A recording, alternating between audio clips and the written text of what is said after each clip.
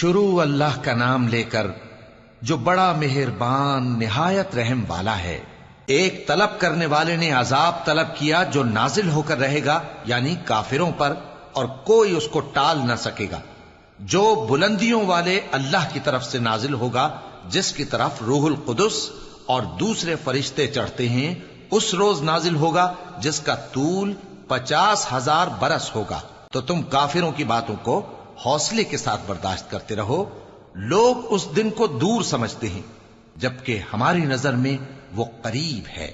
جس دن آسمان ایسا ہو جائے گا جیسے پگھلا ہوا تانبا، اور پہاڑ ایسے جیسے رنگین اون، اور کوئی دوست کسی دوست کو نہ پوچھے گا، حالانکہ ایک دوسرے کو سامنے دیکھ رہے ہوں گے۔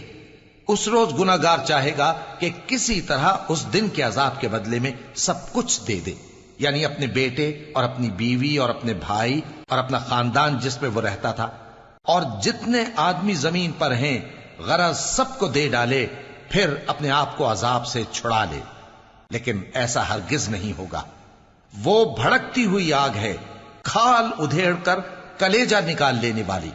وہ ان لوگوں کو اپنی طرف بلائے گی جنہوں نے دین حق سے اعراض کیا اور منہ پھیر لیا، اور مال جمع کیا، پھر سینت سینت کر رکھا۔ کچھ شک نہیں کہ انسان کم حوصلہ پیدا ہوا ہے۔ جب اسے تکلیف پہنچتی ہے تو گھبرا اٹھتا ہے، اور جب ملتا ہے اس کو مال تو بخیل بن جاتا ہے۔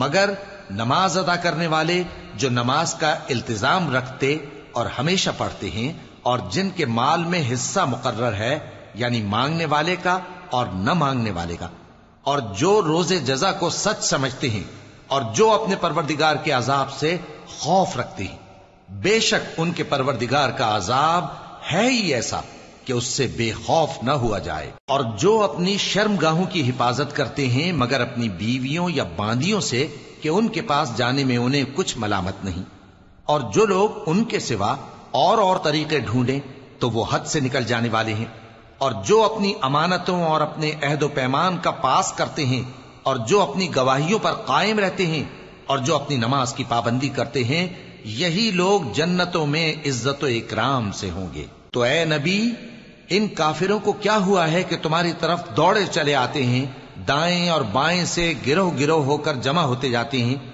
کیا ان میں سے ہر شخص یہ امید رکھتا ہے کہ نعمت کے باغ میں داخل کیا جائے گا؟ ہرگز نہیں۔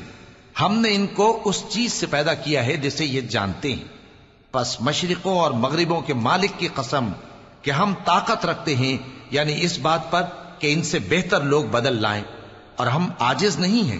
تو اے پیغمبر، ان کو باطل میں پڑے رہنے اور کھیل لینے دو، یہاں تک کہ جس دن کا ان سے وعدہ کیا جاتا ہے وہ ان کے سامنے آ موجود ہو۔ اس دن یہ قبروں سے نکل کر اس طرح دوڑیں گے جیسے کسی مقابلے کے نشان کی طرف دوڑے جا رہی ہوں۔ ان کی آنکھیں جھک رہی ہوں گی اور ذلت ان پر چھا رہی ہوگی۔ یہی وہ دن ہے جس کا ان سے وعدہ کیا جاتا تھا۔